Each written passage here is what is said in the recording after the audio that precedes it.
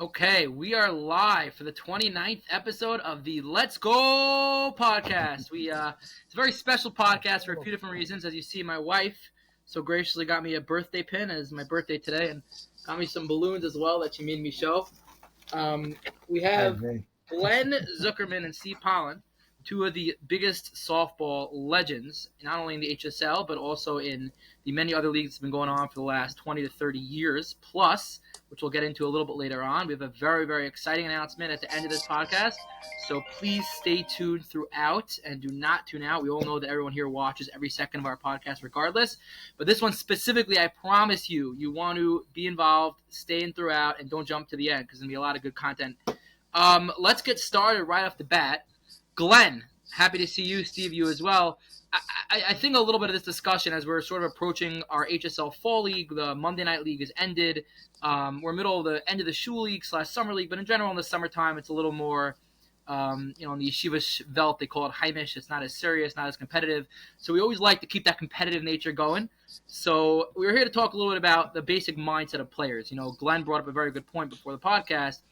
People always talk about fundamentals as a pitcher. Steve was on the podcast a few times talking about what it takes as a pitcher and, location and spots and where you're looking to throw. And Glenn is talking about as a hitter. But we want to really get into the mindset of the pitcher and mindset of the hitter. And, when you step up to the plate in a big spot with second and third 2 outs, or even against a tough pitcher, you're looking at a 1-0 pitch or a 1-1 pitch, what you're expecting, what your mindset should be. So, Glenn, why don't you start us off here? First of all, thanks for coming on. Glenn, not to toot your own horn here and make you feel too good about yourself, but I would say it's not every day that you have not only guys from the HSL in the Five Towns area saying Glenn Zuckerman is, arguably the best softball hitter in the history of softball. But you have guys like Ellie Race and even Uri Adler, big. guys from Lakewood and Muncie, guys who don't play with you often, who see you play once or twice, and right away in their brain it's like, wow, Glenn Zuckerman is phenomenal. Tell me a little about your approach. Not against a specific pitcher. Obviously, you have Steve, a lot of great pitchers that I'm sure you faced. But what's Glenn Zuckerman's approach, and how do you, how do you accumulate the success that you've had so far at the plate? Okay. Thanks, Avi. Thanks for having me on the podcast. Of course. I go up there with a plan, and I think you'll see me before the first pitch of the at bat. You'll see me with my eyes going around the entire field, and I'm scouting out where they're playing me defensively, and what I think I can do against the pitcher that I'm facing. To me, I can pretty much, against most pitchers, put the ball where I want to put it. And the only question is so where am I going to stand in the batter's box? Am I going to be standing far away from the plate? Am I going to be standing far back from the pitcher? That's going to be changing based upon what I'm trying to do and who I'm facing. So, for example, I've faced Steve many, many times. Steve's one of the harder throwers, and Steve's one of the more gutsy pitcher that you'll face. He's not going to let in. He rarely throws a changeup on me. He's always going to try to bear me in on my hands, and I'm going to try to beat him to that spot. What's the spot? The spot is the point of contact. So Steve's trying to bear the ball in on my hands before I can get the barrel of my bat to that point of contact spot.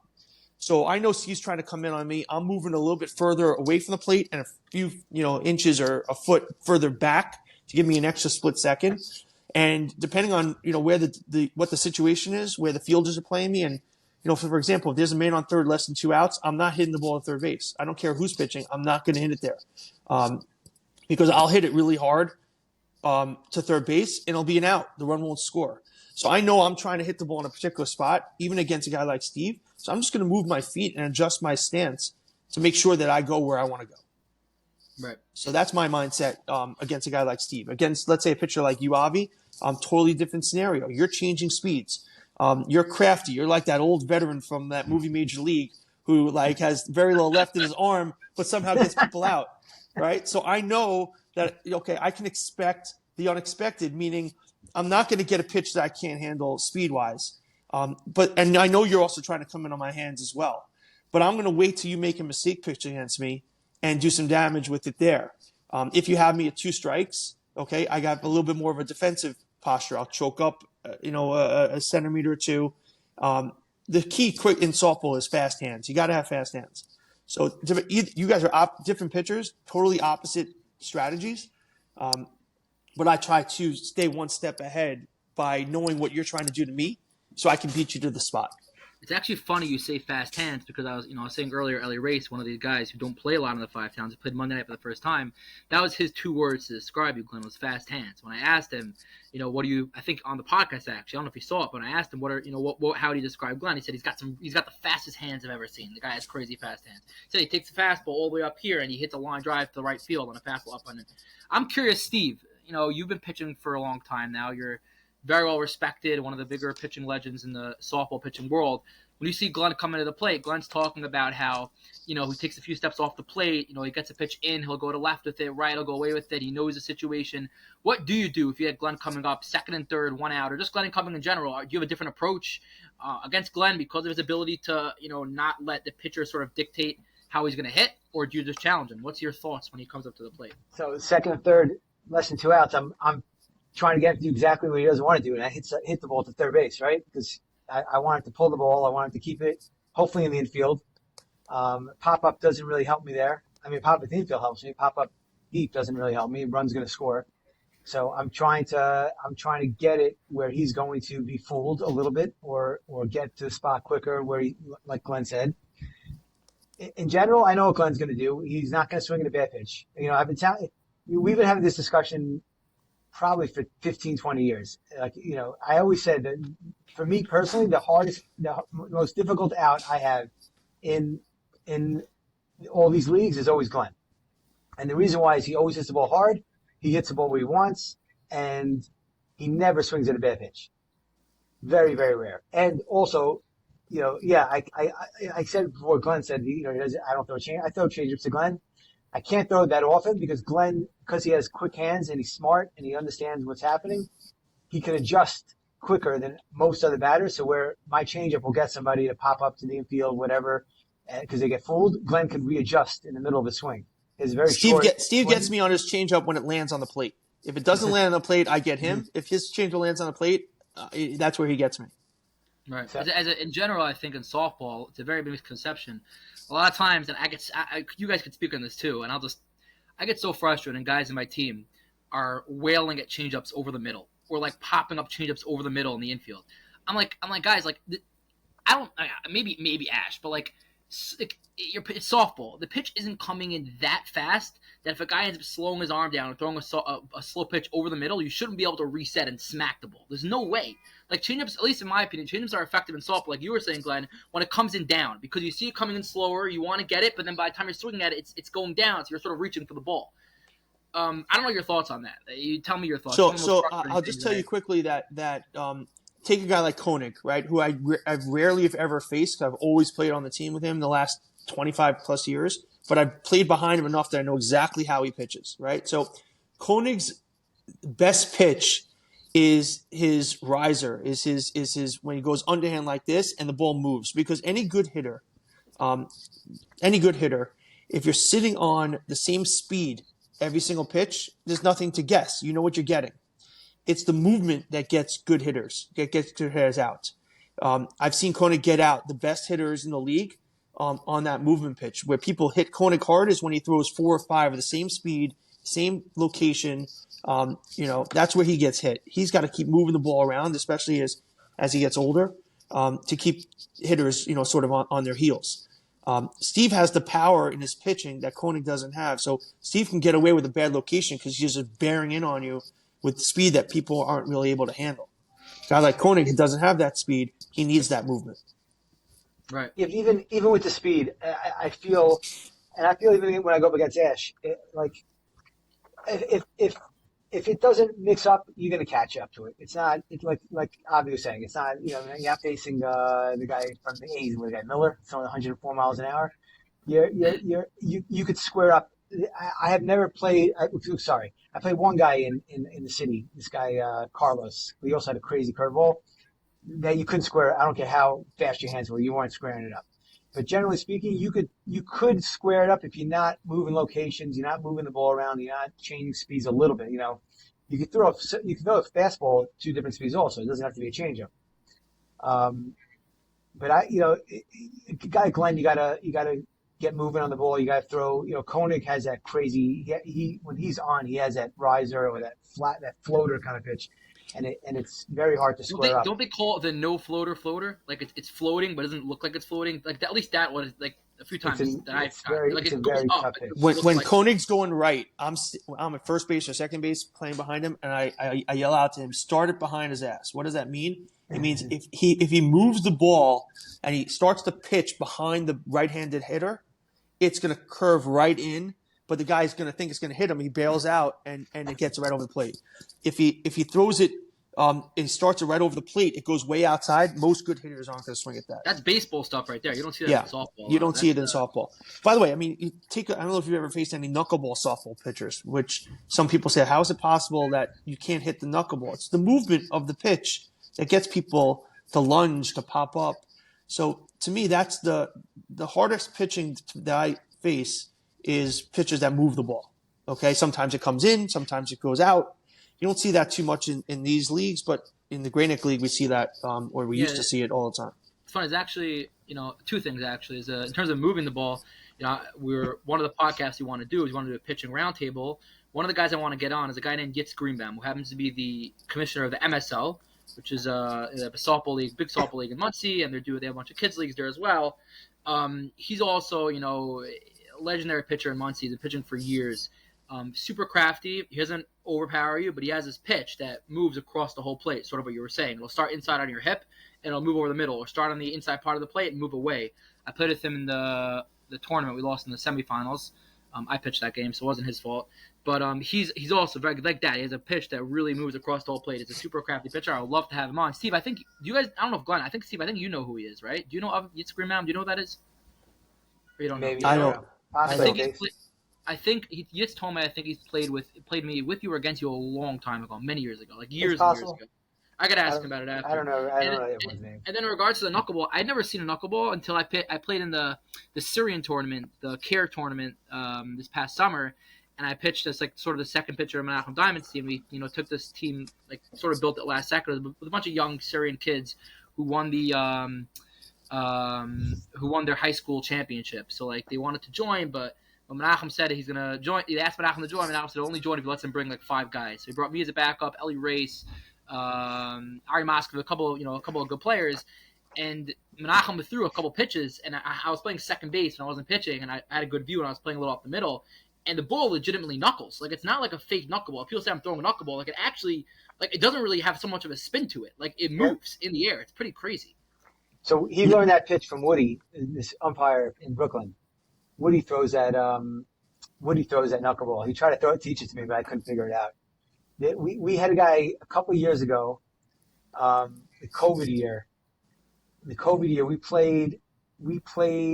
actually had a crazy season that year. We were great, and then I got COVID right before the championship game, playing Ash in the championship, I believe. Which league was this?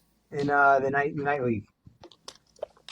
Okay. So this must have been. I think it's got to be 2021, maybe. It was the year before I came in, so it's probably 2020 or maybe 2020. So no, it could be 2020. Maybe it was 2020. So I got COVID right after the semis. I think we played Ash in the championship game.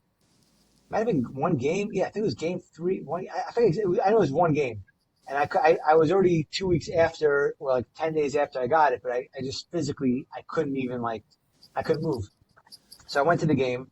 So we got Elliot Tansman pitch for us. Yeah. And he throws He has a knuckle. Yep. And it was great. They couldn't hit him. We lost 3-2, but he pitched a great game, and he threw like this crazy. I don't know how he does it. Yeah, I see Tansman. He moved to Jersey, but he throws a nasty knuckleball. He's the one who taught Menachem that pitch? No, Woody. Remember, Woody who umped at the Coil League? Oh! His name's Woody. What's his name? Oh, maybe the second. Whitey. Woody was a different Brooklyn pitcher. So Whitey, I think Whitey tried to teach me that pitch. I used to play against Whitey in the Marine Park League, and he had that knuckleball pitch, that crazy knuckleball pitch. And as you can imagine, Whitey blew up on the mound a bunch of times because of his mental capacities.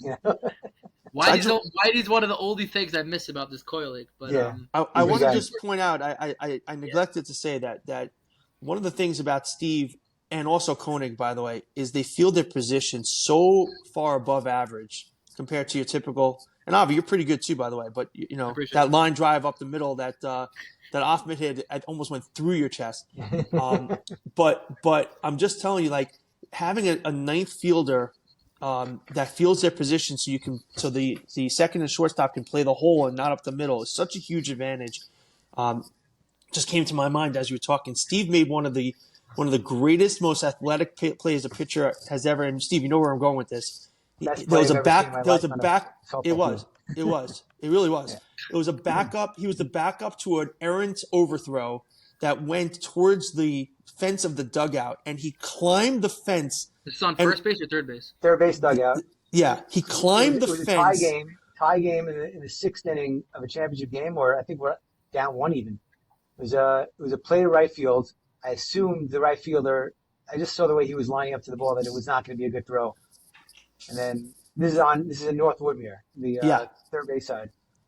yeah. He climbs the fence like you would see Ken Griffey Jr. used to do in center field, and went over the fence to save the ball from going over. That would have been another run or two. And we're all like, what? First of all, what were you doing there? It was like the Jeter flip. I was like, what are you doing there? And how the hell did you climb the fence in cleats the way he did? But my point is that, pitching is a lot about, obviously, your ability to pitch, but fielding your position is such a huge plus. And I think that, you can talk about all the various pitchers. Like Kaufman's pretty good, not on this level. By the way, speaking of Kaufman, I mean, what he did to us in the championship games, I still can't figure out how we didn't put 15 runs a game off again. Especially the first game, the game that you guys, the Game first three, one he pitched well. The second game, he had nothing. At least to him. I mean, not nothing, but nothing in perspective to what he's capable of. I mean, I love Kaufman. He plays on our Smack and Pitches night league He's team. a smart pitcher, man. He's a smart pitcher. But I remember, I don't want to sound arrogant, I was hitting him wherever I wanted to go against him. I had plenty of hits in that series. I remember I was moving Archie. Like I was at the plate and I see Archie. He doesn't know where to play me. Okay. And he goes to his right and I go like this to Archie and move him to his left. And no matter where he went, I was going to the hole down the line, and he's just like befuddled. And I'm saying to myself, and that was in like the first inning. I'm like, we're gonna kill these guys. And somehow he was able to, and I think it's because sometimes it's not just about the pitcher, it's about where the defense is playing. And those guys, we were hitting the ball, line drives, they were in the right spot. I mean, what's his name? Made a couple of stupid plays. Yeah, it was ridiculous. It was ridiculous. Yeah. Right. Even Unger made a crazy over the shoulder catch on me. I was like, that doesn't happen. I can relate to that very much. My Monday night team that we made the championships now 2 of the last 3 years. So my shortstop and third baseman are phenomenal. Zid and Rokach are 2 of the best shortstop and third basemen you'll find. They're crazy good. So Zin, I'm gonna interrupt 1 second. Zin he still has to learn a little bit how to play the right way, but he's gonna be phenomenal. The guy just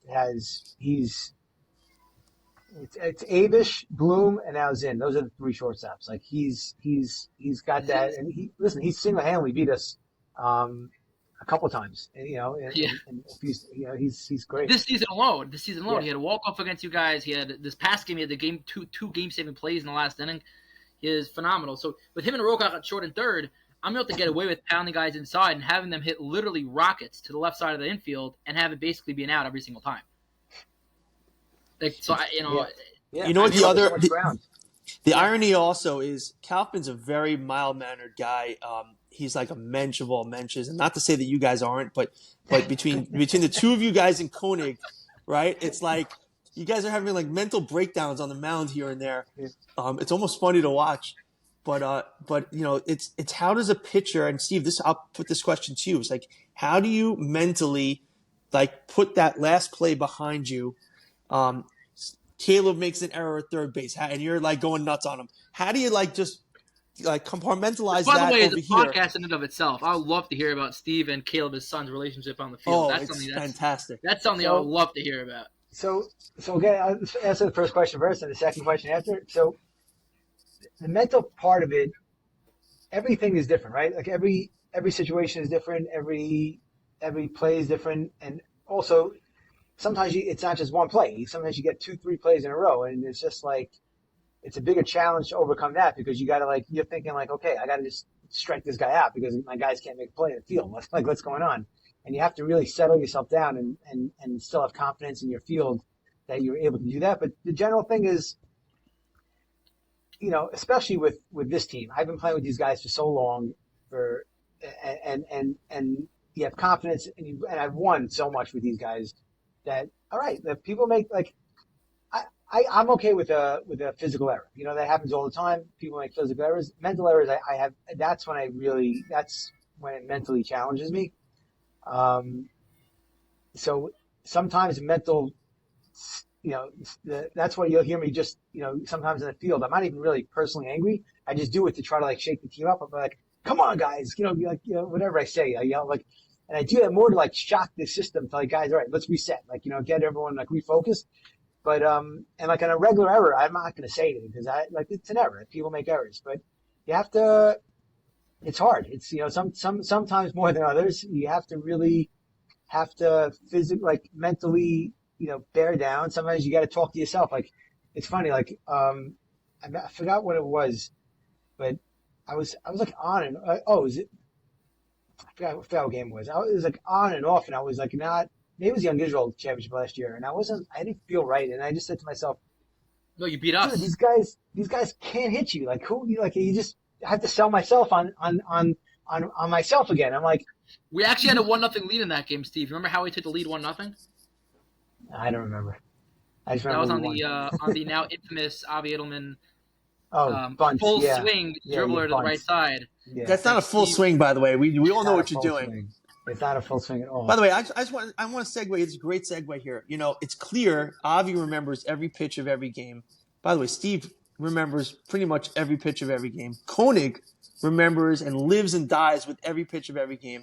And Ash comes on your podcast and pretends that he doesn't remember anything when he walks off the field. And I'm just calling BS on that right here, right now. He's full of it.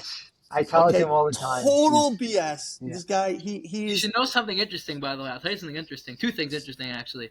First of all, we sort of called BS on the podcast. He wasn't really having any of it. I'm sure you guys watched it. He really, a little bit. He was saying, yeah, I care. But, he wasn't. But the interesting thing to me is Ash was like set. We were talking to him before the podcast. He's like, why do you want to listen to me? It makes no sense, this and this. The guy has almost 400 views on this podcast. It's double, if not more, than every single. So it's one of two things. Either he's wrong and that people actually do care what he has to say, or someone's sending his podcast around. And I wouldn't be surprised if Ash himself is sending that podcast around. He is. He's paying for viewers. He went to his someone law who claims firm. he never watched an HSL podcast before. He doesn't know what we are. He doesn't know what this is. The guy has 400 views on that podcast. So He's the most competitive one of all of us. And so he's paying his law firm to go on there and click on the button so that he can get the most views. Okay? And then he pretends he doesn't care. Okay? Listen, we were calling him exactly what he is. We know exactly what he is. Ash claimed it was the 15-minute Mo Feintuch appearance that's driving the views up. That's what Ash said when we approached him about it. Exactly. But getting back to just the point I was making earlier about defense, and this is sort of what I was getting to when I asked Steve about how he compartmentalizes.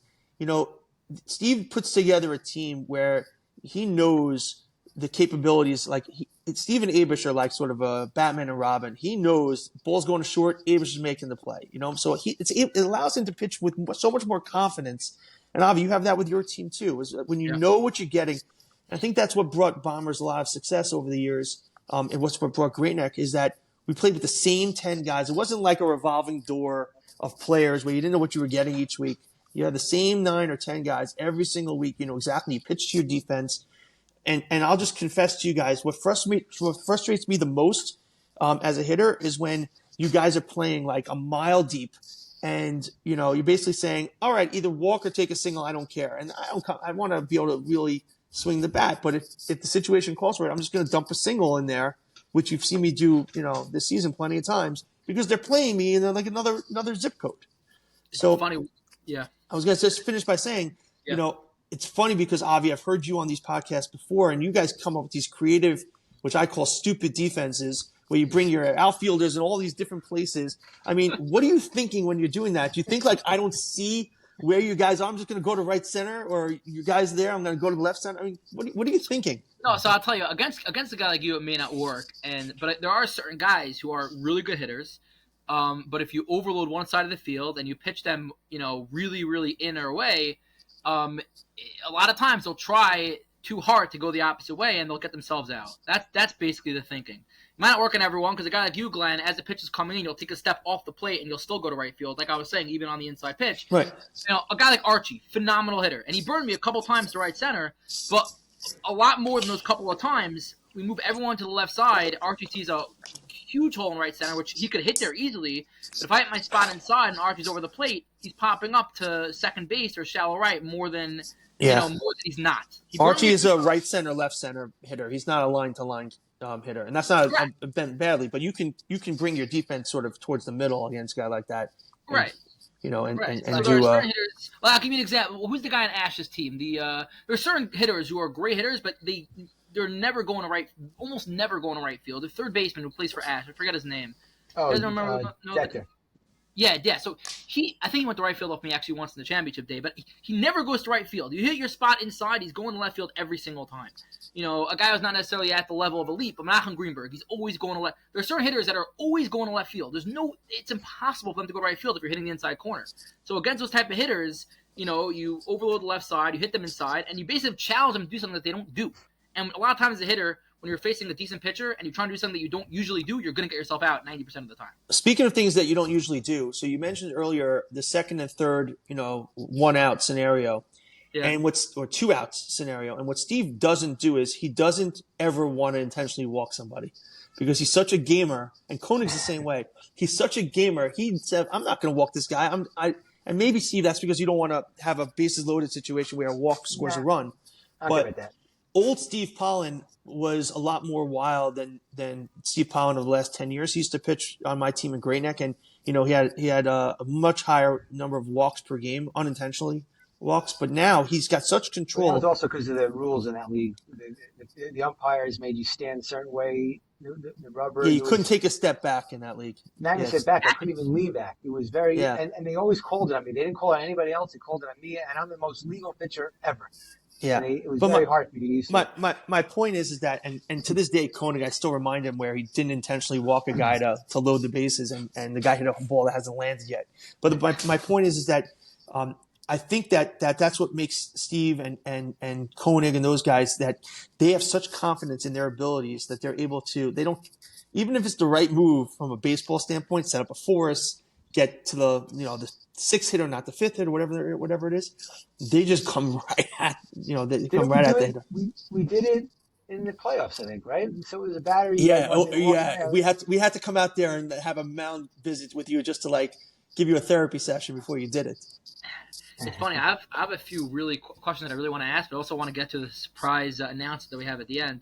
I'll ask them. Hopefully, I have you guys answer quickly. So the Bombers, they're very much known for, especially with Steve, with you on the mound, your outfield's playing Little League depth the whole time. What's the thought process there? Is it just that Steve is too fast and too overpowering and you don't think guys can hit it out there? Is it that you want guys to try to hit, bombs off you because it'll induce a lot more pop-ups? What's the thought? You could also not say what it is, but you're doing it anyways, so there's no real it doesn't really matter what the reasoning. It depends on the batter. I'm not going to play shallow against Archie or Zinn or guys who have power. 85 to 90% of the hitters or batters that you guys are pitching to, your outfield is playing extremely in. Well, I can answer two of that. One is that the wind, whether it's blowing in or blowing out, is a factor, and two is you got Donnie and 2 Offmans out there, and maybe it's Koenig who's a very good outfielder. They're going to chase these balls down, and so if it's hit on a line, will it get over their heads? A fly ball, they would be able to chase it down. Right, and you actually saw that in the championship. And I feel confident enough that I'm pitching to my field, so if left and left center are usually playing deeper, right and right center I always try to bring them a lot. And I find that unless it's a guy, it's also like when I'm pitching against guys I don't really know so well, they sometimes at the beginning, the first couple of at bats, they'll do okay against me, and then when I figure who they are and I see some of the weaknesses, I pitch them much better. So I got Gitz Grossman. I didn't know Gitz could hit a ball that far to right center. So we played him. Also hit a jet stream, but he hit a ball that was hit a lot harder than I thought he has the capability of. So he would not get that against me ever again because we wouldn't be playing there. We played him shallow, and the wind was so. It all depends on the hitter and depends.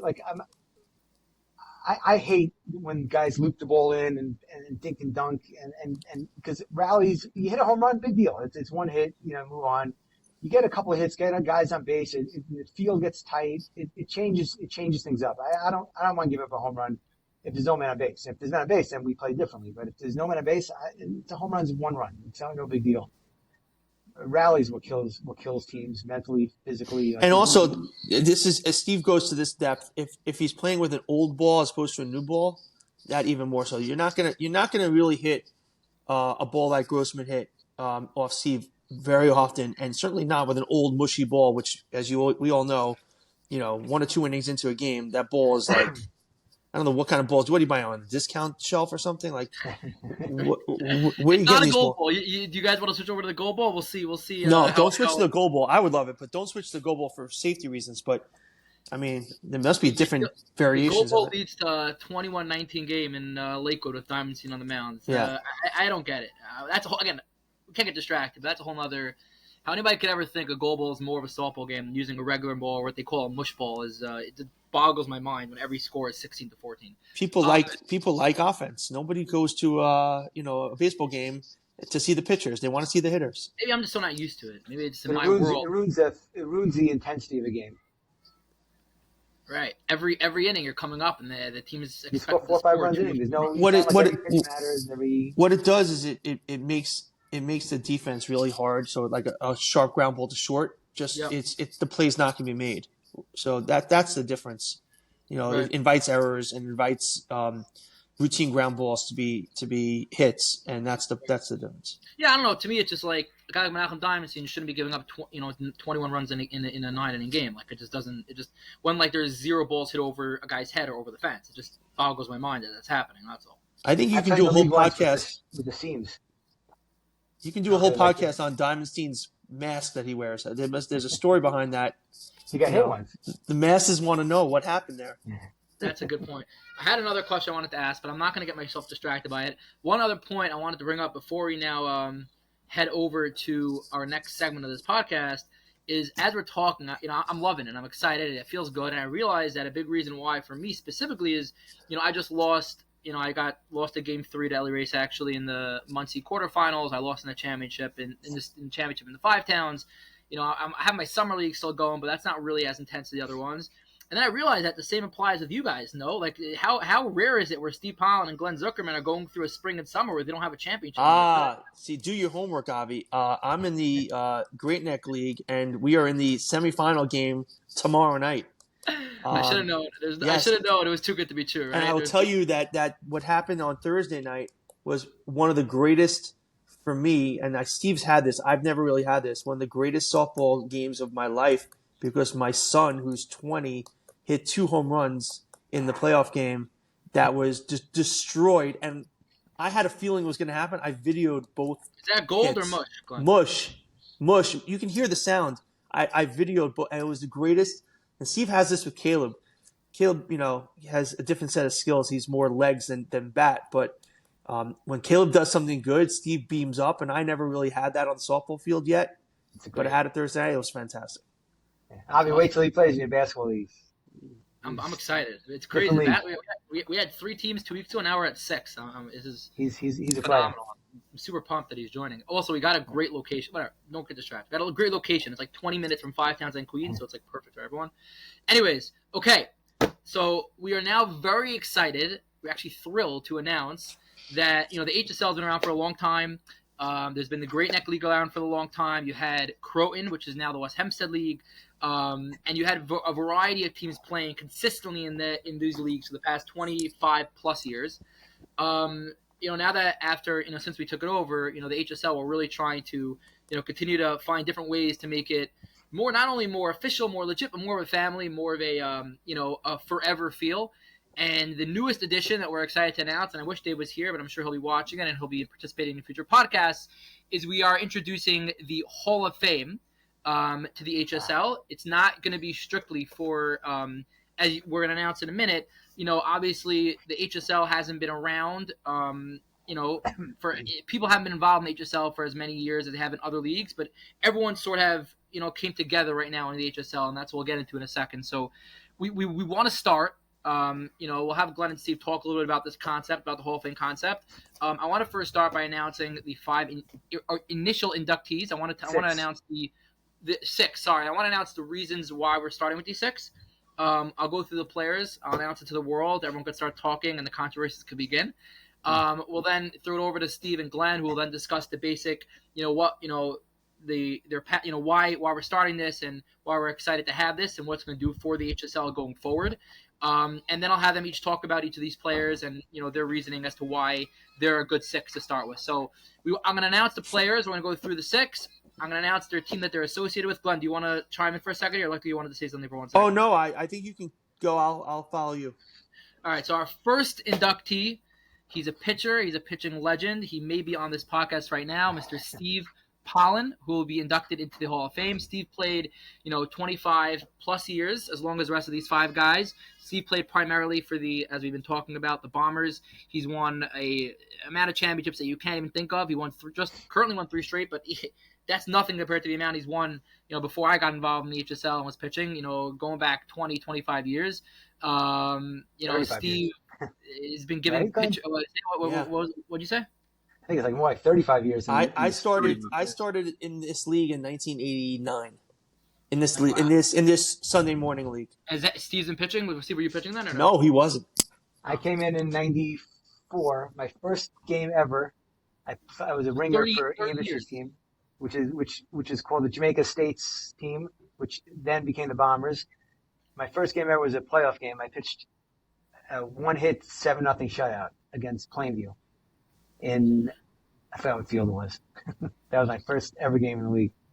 Wow. So all these guys that we're about to list 5 more, these are all guys who have been playing 25 plus years, but the thing they have in common is they're all still currently playing in the HSL or surrounding leagues. So our second, who may also be on this podcast, who again was the Ellie Race dubbed best softball hitter in the world, Glenn Zuckerman, who is, as you all know, Glenn makes out very rarely. I think he batted 750 or 800 plus just this past year. I can't even imagine the amount of hitting he did before I was alive, practically. Glenn played primarily for Great Neck going through the years. He just announced he has a big semifinal game coming up with Great Neck. Glenn now obviously recently joined the Bombers team Sunday morning and plays Monday nights. Yehuda Koenig, another Great Neck guy who's a phenomenal pitcher. Again, another guy that I can't really talk about because of these apparent dominance that he's had way before I was even, thought about, playing a sport or even potentially born, who also represents Great Neck. We have Seth Fishman, who I know personally as the Bombers sponsor, Edgar Agents, but apparently there's a lot more to Seth Fishman than I know, and I'll have Steve and Glenn talk about it because Seth had a couple of super clutch hits in the championships, but I haven't really seen much of him other than that. David Abish, another guy who I know went 4 for 5 off of me in that championship game where I think him and Glenn went like 11 for 12 off of me, if I'm not mistaken, in that game where we blew a couple of 5 and 6 run leads, which is one of the worst losses I have ever had. But again, apparently the guy is the best shortstop in the world, and we'll have Steve talk to that as well. And Svi Weil, who also still plays around the HSL. Svi was known at one point, I think, as the best Jewish softball hitter. And we'll get into that as well too. Weil is actually the sole representative, at least for now, of the Lobos. So those are our 6 initial inductees. We're gonna have a separate podcast, officially inducting them. The HSL right now, we're in the middle of deciding how we're gonna go about inducting, whether it's gonna be a plaque or a hoodie. Steve's a big hoodie fan, but we're gonna do something. And I want to throw it over to you guys, really, to talk about the sort of the process of how this is going to come about, what we're going to do, how we're going to induct future Hall of Famers, and how that's going to go. So, Glenn, I'll start with you. Okay. So let me just clarify one point. So there was basically the predecessor to the HSL was first started as the Young Israel YISBL, Young Israel Softball League. That became the Blue and White League after David Kahn, who was commissioner for like 35 years. Handed the keys over to Adam Cohn and David Barrett. Then they took it for like 4 or 5 years. Then the league kind of folded. That's when we joined the HSL. There were 3, so let's call it over 25 or so years of that league. The Bombers, Grey Neck, and Meridian / Woodmere. I think let's call it 25 championships, 22 of the 25 won by those three teams. So that's why we had representatives from each of those three teams, because and who are still actually currently actively playing today. Yeah. So that's why people should know why there's three teams and who they're from and why it was set up that way. Yeah. And I'll just jump in and tell you that when I started in '89, I played. If you guys remember, David Beitler, put together a team in Lawrence. I was in college, so I was playing with my friends at that point. But then I moved over to Plainview. Plainview had a team in the league in that old YA, whatever that was, YSL. They were dominant. And Plainview was very good. There was some good, Yeah. and that's where I met Koenig in like the late '90s. And he and I have sort of been together. We started this Great Neck team. Adam Cohn was running the league and was running our team in Great Neck, and we had a nice dynasty of 4 out of 5 championships. But the origin of this whole discussion was that the stories that are still alive from all those years ago. There's such amazing stories and gamesmanship and issues and whatnot. It just makes us, remember some of the great players that came along the way that are no longer in the league. And I think this is not just limited to the 6 people that you just named, but, the plan is to induct at least 3 or so every cycle. And there's some great names out there that are not playing that most of you guys don't know that really are deserving. And there are some great players in the league right now who are also deserving, who've played more than a dozen or so years. And let's get them in as well. So, we're going to have some discussions as to, I guess, amongst the 6 of us with Avi's, and Gottlieb's, supervision. And let's get more people in here who are very deserving. I think every off season, I think the plan is that every off season, so, we're talking, around the summertime until early March, those 4 or 5 months, each player in the hall will be able to elect one individual, and that individual will need 75% of the vote from the current Hall of Famers in order to get in. There will be some individuals where every single player is gonna, elect, and there'll be some individuals where one guy might think, oh, he's for sure in Hall of Fame, and like, he is, but not ready yet, and he could get in the next year as well. And there also are allowed to be current guys in the league who are, right now only played 10 years or 11 years or 12 years and are ready to go and haven't gotten yet, but could get it in the future. So there's a lot of, it builds, like I said earlier, it builds a real community, and it allows us to remember players who played 20, 30 years ago, and can't even believe I could say this. In 15 years from now, a guy like a Moshe Feintuch or Moshe Zinn, like Steve was bringing up earlier, and relevant in 10 years from now, we could be talking about this being them and continue this. Could be really. It probably won't even take that long. Right? No, for some of those players. For sure not. But and this is done. Like I know in the league and deal, the YMSL, which is known to be like the most intense. People play the day of their weddings, like they don't miss at all. They do this every year, and they actually have a in-person event to recap the season where everyone shows up. They have a dinner at a nice restaurant, and they induct. I think it's 1 or 2 Hall of Famers at the end of every season, and it's a really, really cool thing. You can look it up on YouTube, YMSL. I'm not plugging them, but it's a really cool thing, and I think we can make this really special and really excited. So we want to quickly go now that we sort of laid out how it's going to work. I would like to at least go through these individuals that are followers or the legacy players in the league or even the Titan players aren't so familiar because they're either seeing the very end of their careers or haven't seen much of them. And I would love to hear from you guys what when they were at their top of their game, what they're doing. So Stephen, Glenn, we'll leave you guys out for now, but let's start with Yehuda Koenig. So we brought him up earlier. Everyone knows Koenig's fantastic pitcher, but give me a little bit. Glenn, give me a little bit about. Okay, I'll tell you a lot about Koenig. First of all, total domination over the 5-year period. He literally was unhittable. Playing behind him is a pleasure. It's very hard to square up that riser pitch that he has. Fields his position amazingly. His hitting is serviceable. He's not in the Hall of Fame for his hitting. I think he'll be the one to tell you that, even though he did have a cycle one time, which was like a freak of nature. But he is, and I think he still is, a very, very tough guy to face because of the movement of his pitches. And I think he's very deserving. you can get into the Hall of Fame a lot of different ways. Like I think I told somebody, Don Mattingly is not in the Hall of Fame. It's crazy. He was the best player in the league for whatever 5-6 years. 5 years. Koenig he's both a compiler in the sense that he's been doing this for so many years, but he also was the most dominant pitcher in the league for a number of years in there. So I think there's no question that he's deserving of this, and I'm happy that he's here. And it's funny that we're having these conversations, and I mentioned to both of you guys before the podcast, but a lot of these conversations with these players are still relevant now. Like example, I mentioned to you guys before the podcast, I got a message from somebody who I play with who's bringing a team to a softball tournament happening in September, and he's looking for another pitcher, and he messaged me. He's like, is Yehuda Koenig guy? I heard he's good. I heard he's good. He plays in the league, but like I heard, he pitched last year in a tournament, and he walked the house, and like to me, I'm thinking like this guy's like one of the most dominant pitchers I've ever seen. Like what's even his what's his what's his hesitation to ask him? Like didn't make sense to me. And like I feel like these conversations are great just to like clue people in on like they've seen a guy pitch once, like, and they saw him without the best control, but like they don't know who this guy is. Like they don't know like the dominance that this guy has. Yehuda was hurt going into he got hurt in middle and towards the end of last year. And he physically wasn't right, and then that mentally messed him up. So he had a couple of really rough weeks. One of them happened to be the tournament. But listen, he was my biggest rival because when we were playing, you had the Woodmere Meridian team won a couple times. I think most of the championships there was three major runs. There was the Bombers had a late 90s when we first started the league into the early 2000s.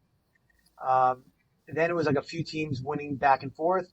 And then you had the Great Neck team came in and started dominating. And then the Bombers came back and took over towards the last 7-8 years in the league. And then, so my main rival at least was Koenig because he was like when I first started becoming more of a full-time pitcher, he was like the dominant pitcher in the league. After Abram Schreiber I think they kind of like crossed careers a little bit. And my whole thing was to get to him. I remember our first game ever. So when we were the Bombers, and this is before Koenig, it was like his rookie year in our league. We were playing them in a playoff game in Peck, and we were. I mean, the way we talked, we were very brash and trash talking, and we got in his head. And he had a rough day out there, mentally. But he did all right, and then he realized what it was like to play against a team like us, and mentally, and then after that, he was young then. He was very young. He started. 19, he was 20 years old. And we're like, who's this little punk coming into our league? Think he's gonna dominate? Who's this guy? He thought he was walking in here. Yeah, I'm Mr. Dominant. I'm this and that, and we beat him up pretty good. But then he had a great run, and until recently. I mean, the guy who played in the Young Zone this year, he had 3 or 4 games Sunday morning. I gave him 1, 2 hits, 3 hits in a game. A couple of shutouts this year already. He's been phenomenal. I just want to clarify. He's also a great captain. He's a great leader. He puts right.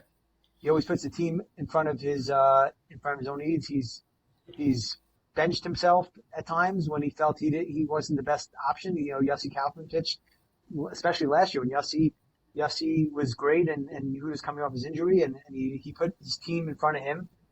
They won a championship last year. Yeah, we did. The night league. Yeah. And not many. But by the way, that's what makes. I mean, Koenig is starting to feel his age a little bit in the sense that he's getting injured here and there, and it's tough to bounce back, which makes Steve. And I'll segue to Steve now, if you don't mind. Yeah, sure. Avi, because he won't talk about himself, so I'll talk about him. What makes Steve, even more impressive than just his pitching stats is the guy's able to pitch. And has been healthy and has been able to pitch back to back games. He's in games 4 days a week. I don't know how he does it. Just because pitching is so grueling on your legs and your hamstrings and your glutes and whatnot. And this guy's able to dial it up consistently from a physical nature, which is so impressive. I mean, you talk about who throws the hardest in the league right now. I mean, not taking anything away from Ash. Steve's 54 years old. Guys, put that in perspective. He's 54 years old. I don't think, Steve, have you ever even missed a season with an injury in all the years? No. It's insane. I had ACL. I had back. I had injections in my back. I've been fighting the fight. This guy is like a freak of nature. So, in addition to his accomplishments pitching wise, and his dominance over so many years, and his captainship and his ability to just rise to the occasion in big spots. I don't know how he stays healthy the way he has, and I want to jinx you, Steve, but that to me is remarkable. Yeah. I was gonna say another thing as well. You're talking about big spots besides for pitching, but Steve, it seems like every time at the plate, in a big spot, the guy comes through, gets a hit. I know against us, he had the go-ahead hit in the second game of the championships after you guys came back and tied it. Steve came in to pinch hit and poked a single to right field. So a lot of times the pitchers, you'll find that they aren't the most necessarily dominant hitters. I wouldn't say Steve's a dominant hitter, but he gets the job done. He goes all fields. There's nowhere you can really place him. He walked us off, I think, twice or once, and then had to go ahead hit. He had a walk-off hit off me this past season to left center field. So I think with that whole package, it's a no-brainer. It's a really no-brainer decision. And I want to get Steve's take on quickly on Glenn, and then we'll move on to the other three as we're running out of time here. Before we move on, I just want to make it clear that I don't know if we spelled this out, but I think the eligibility to get into the Hall is 12 plus years in the league. Is that correct? Yeah. Not in this league, in the leagues, meaning in the leagues, right. Not in this league, in the leagues, right. In these three leagues, Great Neck, 5 towns, Monday night / Sunday morning. So full-time starter from 2012 on. Okay, that makes sense. So we're gonna put that down in the notes when we put this podcast out. I also want to say that it's not only for players. Meaning this could be a player who's been a captain for a while. It could be an umpire. There's a couple there's different categories, different ways to get in. It doesn't have to be strictly based on your phenomenal talent. There are different angles of getting in, which we could also discuss. Which I think we're gonna have a second podcast and really discussing more about that. So let's Glenn, Steve, give me your take a little bit on Glenn. And everyone sees Glenn now. What was Glenn like 20, 25 years? Glenn now is the same as he was 20 years ago, which is a 700 hitter. No, I lost some power. I lost some power. I'm not going to deny that. I've lost power to all fields. I played with a handful of people that I consider like savants, baseball savants. Glenn's one of those guys, just knows the game better than anybody else. For me personally, I've always said, and we've been talking about this since we've been playing against each other from mid 1990s or early whatever it was, and the toughest out I've ever had in any league, in my opinion, is Glenn, and because he does not swing at a bad pitch ever. He won't try to get out of his own game, meaning like I'm not going to get him to chase something, maybe once in a while, but he's not going to chase something. He's going to put the bat on the ball. He's going to put the bat on the ball hard, and he's clutch. Like you've seen it. You've seen it in the championships and the playoffs. He comes up big every time, and he's a winner. You played mostly second base or first base in your career? So I played in these leagues. I played a lot of second. I've been moved over to first. I'm playing third in my Great Neck league. Yeah. We had one crazy play, Steve. Remember the play where I went deep down the line for like a lunging ground ball, and then I fired it to you, and you fired it to first. Remember that one? That was a great play. Steve, you still remember that play even after Glenn dropped your no-hitter on opening day? I did. I didn't drop the no-hitter. Thank God it wouldn't have been the only one. It was Jack Ross's fault because he was throwing knuckleballs to me all day long. It was like 40 degrees out, so I guess I'll give you a small pass on that. It was. I thought you were going to bring that up. I knew you were going to bring that Steve, up. How many? Do you have any videos of a no-hitter? I know you had a bunch of no-hitters. Do you ever had it on video? There was one. I have one somewhere. I have one in the semifinals in the Croton League. It would have been a perfect game. It was against Jesse Kaufman, actually. It was a semifinal game. I forgot the name of the team, young guys, and we're playing. Jared was the ump. The 3-2 pitch, I fooled the hitter. It was a 3-2 pitch. I fooled him. It was like a nice curveball that stayed up, and Jared called it a ball because he got fooled on it. The pitcher, the player looked at him like, "What are you talking about? I can't believe it." He gets the first. Next pitch, the guy popped up to me, and I went over to Jared after. I'm like, "Dude, what are you doing? Like that was for a perfect game. I never had a perfect game for you." He goes, "Oh, if I knew it was for a perfect game, I would have called it a strike." I'm like, "Dude, it's either a strike or a ball. It's not, But so it would have been phenomenal HSL content, but Glenn just couldn't get the job. Sorry about that. It was March 12th. But I played with Glenn in the Great Neck League, which was not a Jewish league. We're playing all different kind of competition, and he's the same hitter in those leagues as he is in our leagues. He's best hitter in the league, no matter where he's playing. So we got three guys left. We got three legends left on this list. Let's go to Seth Fishman, the Bombers, the legendary shortstop. Steve, I see you eager to. No, Seth is he's not not Seth short.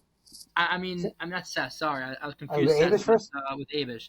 David Let's start Davis. with Seth. Seth, Okay. again, like I mentioned before, to me, I know Seth as the sponsor of the Bombers, Edgar Agent, who does, who's there. He's at the games. He's not necessarily playing all the games. He'll show up to the big games. But I want to know a little bit about the Seth Fishman from back in the day, and I want to hear about it from you guys. All right, so Seth played right field for us. He's never a speedy guy, obviously, and he had a cannon of an arm. He had a gun in right field, so you didn't run on Seth. Seth, while Glenn is the best all-around hitter I've ever played with in any of these leagues, Seth is the best clutch hitter of all time, and not just for singles, for homers, triple, whatever you needed, he's getting You that saw shot. it this year in the championship. Yeah, I mentioned that before. I was gonna Yeah. say, when Seth was up there and in the back of the lineup, at least again, I love Seth and thank you, Seth. Keep on sponsoring the Bombers, keep them in the league. But I personally I viewed him as an extremely, extremely below average hitter just from me knowing him in the league. He doesn't play much. When he does, he bats in the back of the order, and he came up twice with two huge hits in the championship. So Seth he's a below average hitter until it comes time to hitting. But back in the day, he was a power hitter. He had crazy power to right field. He only hit to right field pretty much. He very rarely pulled the ball. And he was a big trash talker. And he told you that. He told you what he was going to do before he did it.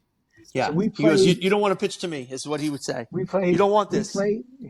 We played a great story. He had a couple of these, but he had we're playing David Brescher, T.B. Wiles' team, Jesse Eisenberg's team in championship. And there was I believe he actually they walked somebody to get there. I forgot exactly what happened. They put it, there was an open base and they pitched to Seth in a one-run game. We were down one, and Seth hit a shot over the fence in Lawrence Middle School in the small field, but where the home run was, where the trees are. He hit a walk-off over there, and as he's running the bases, he's like, "You can't pitch to me. You don't pitch to me in that spot. You don't pitch to me in that spot." Then another time we were playing in Woodmere against the same team. We were playing in West Hampstead and against Neil. Same thing. I led off with a single, and then we down one. He hits a 2-run home run over the right, actually in between this right center field, left center field's head for a 2-run homer, walk off, dancing at home plate. It was he beat you and he let you know he beat you. He was not shy about it. But the greatest clutch hitter of all time. If life on the line, guy's gonna get hit, he's gonna be the guy, and he's gonna do it. And he's gonna do it looking awful the first two pitches. He's gonna go 0-2. You're gonna think he got him, and then boom, he's gonna take it. It's funny. I think in both those at bats where he had the big hits, he was behind 0-2, if I'm not mistaken. Every really time. quick. And Steve, he's what, 56 now? How old is he now? 54 also. Yeah. Oh, 54. Okay. Well, he had some injuries. So Seth is different because Seth was still very good, competitive until he had a bunch of injuries. He hurt his shoulder, he hurt his neck. So the physical aspects of the game, the power of the swing, the bat speed, he lost a lot of that. Age was a part of it, obviously, but it was more physical injuries. Yeah. So he had skiing accidents. Another thing I'm interested about Seth, besides from his talents as a player, is Seth, like I mentioned earlier, now he's a sponsor. He's sort of the leader of the Bombers. How did he develop into that role? Was it only the Bombers? Was it previous teams? Did it start with the Bombers? I'm curious about So about how that. we all kind of joined this team together. Abish, myself, Seth, back in the early to mid '90s, and then we kind of shaped the team the way we wanted it to be. So it was always like Seth, Abish, and myself, and Avram Schreiber at the beginning as well. And the leadership crew was always like us three. Excuse me. We all had different strengths of what we did. Seth's strengths was that he put a team together. It was always team first, whether it was, him fielding, whether it was, someone else hitting, someone else pitching, someone else not playing. he did what he had to. He made the hard decisions that no one ever wanted to make, and he did it.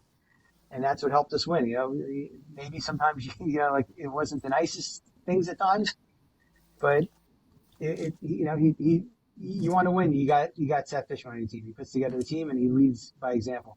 I actually want to now that we're a HSL is an official community, which we have sponsors and we're thankful. I actually want to try to have it right outside. I'm gonna pull it up.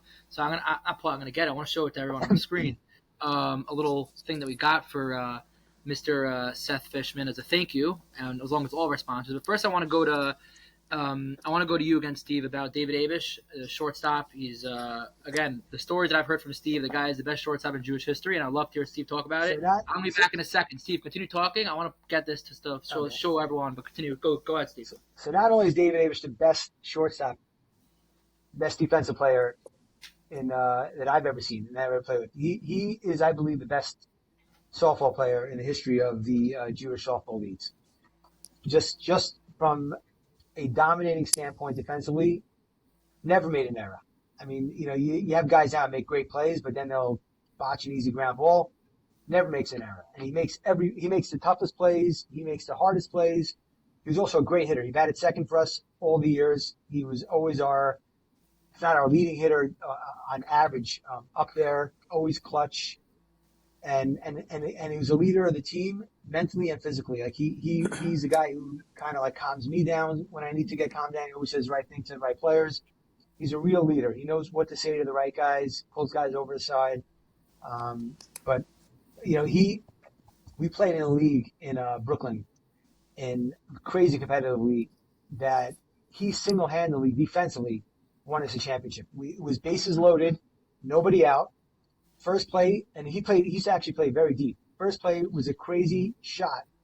Like I was playing left behind him, and I thought it was going to be like, I'm going to have to make a one-hop play and maybe throw the second guy at the plate.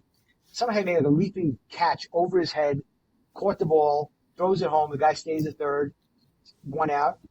Next play, he makes a crazy barehanded play deep in the hole, and like Jeter, one hop scoop, throws it home, gets the guy out of the force out, and then the next guy would get out, and then the top of the inning would win the game. The only guy that I ever seen defensively win games for you, like really win games for you, not just like not lose games for you, win games for you. And he was a great hitter, a great leader. I think if there was a draft of every player in the history of these leagues, and it was take pitchers out of it, he's the number one pick, and I don't think it's even a question. So I can jump in. First of all, Abish and I, we have been competitors since I'm like 8 or 9 years old, in like the schoolyards and stickball and whatever it could be. Steve hit it on the head. The guy's a winner. His only flaw is that he's a Met fan, so he's not a winner there. But everywhere else, he's a winner. But if you watch him closely, and anyone who watches baseball and softball, if you pick up on this, if you're looking for it, his range, he's not the fastest, but his range is so impressive. His arm is strong, but it's his glove, the ball in the glove in his hand, speed, and getting that ball, out of his hand on the throw is so much faster than everybody else. And that's how he makes up for whatever shortcoming he may have athletically in his range as he gets older. He gets the ball out of his hand so fast. And that's, it's just remarkable. Just watch it when you see him, watch how fast he makes that transfer. Really, as a gamer, knows where the ball's going to go before it's pitched. I mean, he's played behind Steve long enough to know that the most important position. It's funny against Koenig, or for Koenig, shortstop and second base are like the most important positions. For Steve, it's shortstop.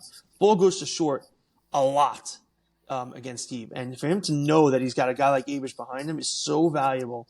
And so I agree with what Steve said. I mean, this guy is he's more than deserving.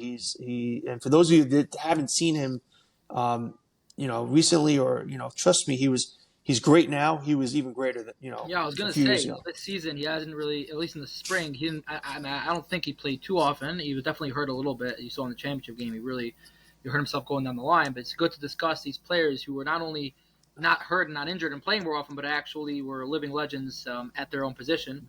Before we move on to our last player, I want to show this. This is something that we got Oh, very for nice. Love it. enter agents for Seth. We got Which championship picture is that? This is That's not championship. This is just we you're in there, Glenn. yeah, I know.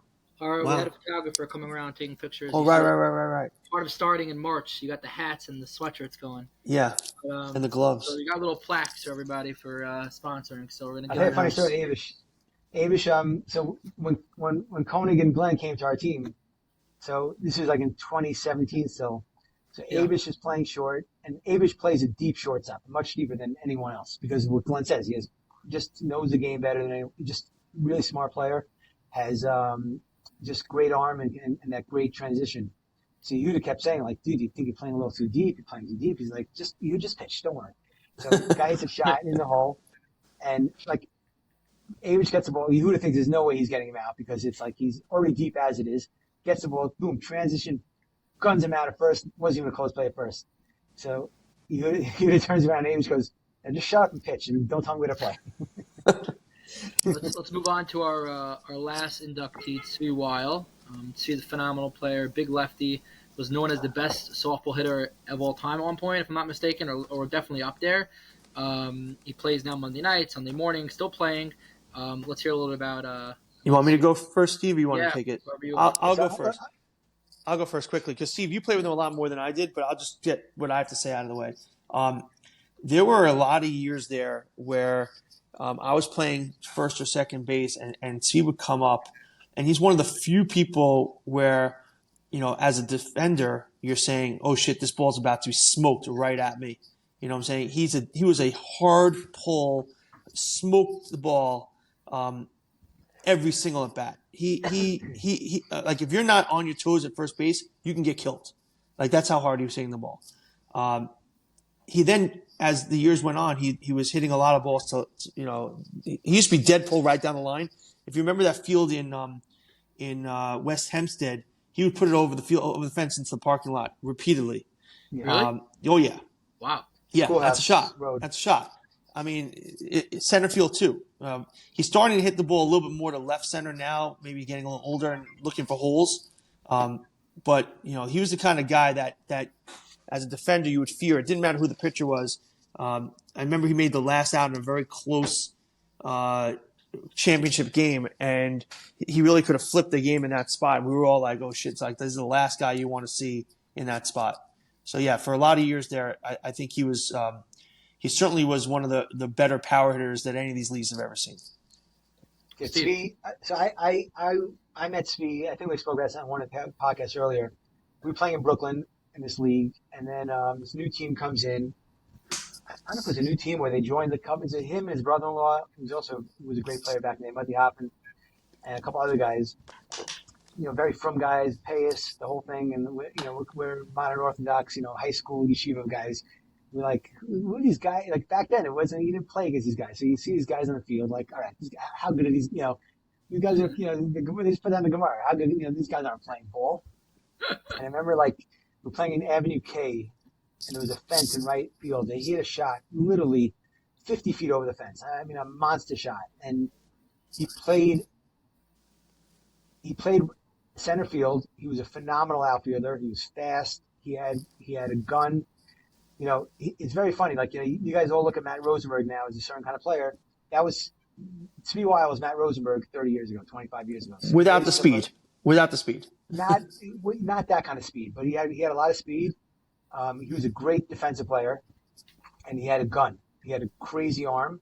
Yeah, by the way, he would go in anywhere in the outfield. They would move him around batter to batter. They put him in the Yeah, spot where the ball was going to go. Remember that? yeah. And Yeah. he was just a great hitter. Power, tremendous tremendous bat speed. A guy that loves to play. More, like he's a guy that he'll be out there shagging balls for hours and batting practice before and afterwards. Always the first one there. And over the years became a lot better. Glenn says now he's going to left center. He started going to left center even when he was in his prime, just because teams would play him to pull, and he just became dangerous. He hit power alleys in left center because he's a lefty. Just a phenomenal player. We got burned in game 2 of the championship against you guys when Rokach was pitching. Yeah. dominated through 6. In the 7th inning, he Crushed walked on one the to. spot, and he crushed one to left center field for, I think, an Yep. RBI double, which then set Yep. up the winning run at second base, or the Yep. go-ahead or winning run at second base. So we got He's Verlander. also a great guy. Like he's a tough competitor, but a mensch, and The nicest guy in the world. the nicest guy. Yeah. My in-laws are very, very close with Sue and his wife. With their families are very close. They grew up together, so got a little bit of history of that there. But that's our 6. We're very excited. Again, we're gonna have more details to come on exactly how we're gonna do the inductee officially, what the merch that's gonna go with it's gonna be, and we're going to establish the exact, we mentioned a few as being in there for 12 years and a couple other things as well, but we want to establish a real, official guideline as to what makes you qualified for the Hall of Fame, who exactly could get in, whether it's, strictly players, umpires, officiating, managers, for example, a guy like Shmuel Rada potentially who never played, tier 1 versus tier 2. I know Steve had some takes on this that we were talking about before the podcast. There's a lot of tier 2 players who are just dominant. Ariel Cohen wins championship after championship in B League or Legacy or Tier 2, however you want to call it, Wednesday night league. So where do they come in this? And a guy like Shmuel Rada, who is not, I think everyone would agree is not not at all a player worthy of championships, but he builds team after team after team. Legacy talented teams that beat other legacy talented teams. So it's not like he's, a dominant player playing in a weaker league or a very good player. He's building teams that are legacy players beating other legacy players. So there's a lot. I see Steve's really chomping at the bit. He wants to talk. I'll let Steve I'll give you 2 minutes here, and then we'll. Shmuel, Shmuel also about this topic. Yeah, Shmuel also, he's a visionary, right? He's the one who helped. He brought us into the league, the Bombers. He tried to make the league bigger and better. He tried to kick us out a couple of times for being too good, but that was another story. But listen, my opinion is, legacy leagues are nice, they're fun, but the Hall of Fame. It's a Hall of Fame, right? But a guy like Rada qualifies on a different perspective. I think let's call people who help leagues and get a guy like Dom, a guy like let's say you guys, I don't know, let's see what happens with with these leagues and how they explore.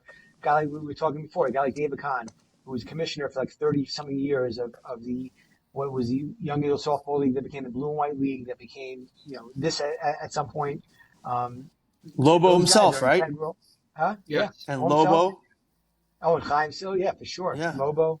So these So guys I think we should, and Avi, I don't want to take away anything you're doing here, but I think we should consider for this first year having an off-cycle induction of a few more players and not wait till next summer. So if you can consider that.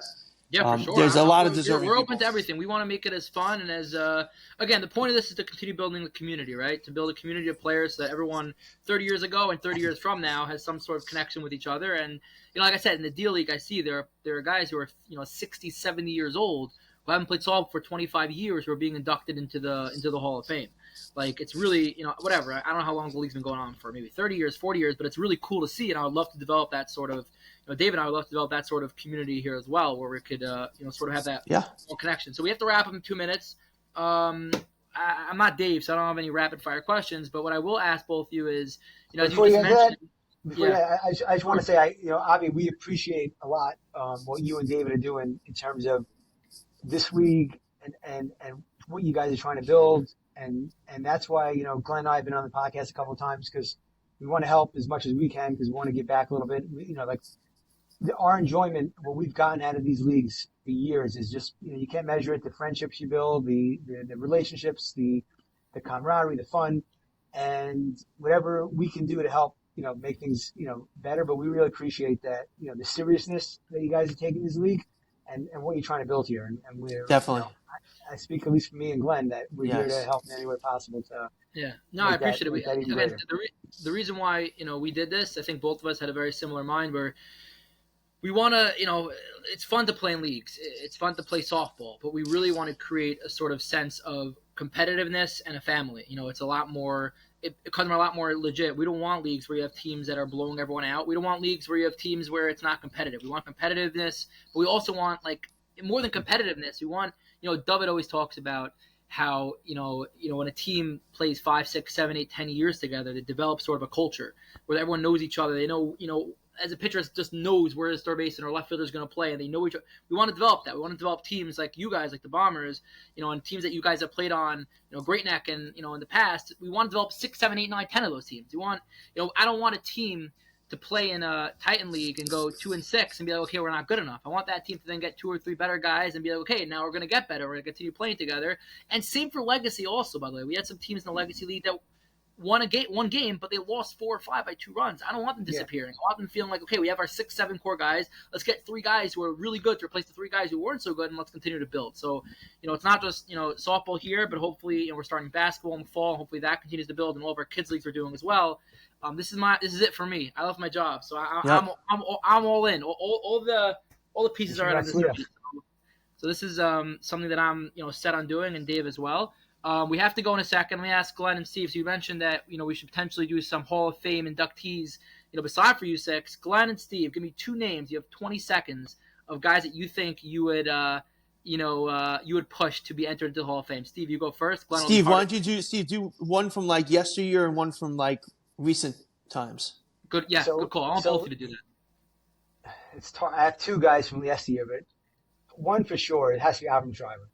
Abram to me is he had a shorter, what's called ceiling or peak, whatever you want to call it, and he wasn't a compiler, but at his best, he was the most dominant pitcher in the history of any of these leagues. And anyone that tells you differently is not telling you the truth. The guy was phenomenal. So Abram would have to 100%. All right, so you can take another. I know who you're going with the second one. The second one has to be David Brescher. Yep. David is a phenomenal offensive player. He's still great now. He's still a good player now. The only reason he wasn't inducted is with us 6 is because he just doesn't. He's not in the HSL anymore. Right. But he's just a great hitter, great defensive player, and also a tremendous leader, captain. Very similar to Seth in that regards. He's just just a no-brainer. And I'll give you one new guy that I think he's obviously not eligible yet, but I think Ash is going to definitely be a Hall of Fame. At some certain point, whenever he's eligible, because he's been dominant and he's won multiple championships, which is and he's been a captain of a team which has won multiple championships. So he's covered all bases. Phenomenal selections. I agree with everything that Steve just said. And before we get to Glenn, so we had 3 phenomenal selections. David Brescher, sponsor of LBA and 5TLL. When you're ready to come on and join the good guys over here at the HSL, we are ready to rock and roll. Glenn, the FM Home Loans Hall of Fame. Yeah. The FM Home Loans HSL. Forget Hall of Fame. The FM Home Loans HSL. We're ready to go. We're looking for a league sponsor. We're ready to do this. Glenn, what's your... I agree with Steve's selections. I would say from more recent times, just what comes to mind, Joel Wurtzel and Eric Taub, who played with us in Great Neck, still playing in the night league for smacking pitches. I can show you stats from a 8-year period in the early 2000s where you won't see stats like this very often. I mean, you're talking about massive amounts of homers and RBIs. And I would say Matty Rosenberg and the Offmans. Well, certainly Adam Hoffman. I don't think Shuey plays a lot in the night league, but Adam Hoffman's playing softball like 6 days a week, it seems. And I think he might be the hardest out on the field right now. His swing is... Asher, you mentioned prior, so the only guy he has a different approach against is Adam Hoffman at everybody. Yeah. Everyone else, he just pitches the ball fast and in. Adam Hoffman, he has an approach that he won't tell anyone. I don't know how many years Adam's been playing, but he's making up for it now because he's playing 6 games a week at least, it seems. So those are just guys that come to my mind. There's so many more, Joe Eisenberger, others, but we'll talk. We'll get into all that. We're gonna have another podcast again once we really, once you really set the exact parameters, what it takes, and how many guys are going to be voting in. But for now, congratulations to our first 6 HSL Hall of Fame inductees. We're going to wrap it up here. Steve and Glenn, thank you so much. And looking forward to future discussions on the HSL Hall of Fame. Thanks, guys. See ya. Thank you. Thanks, Avi.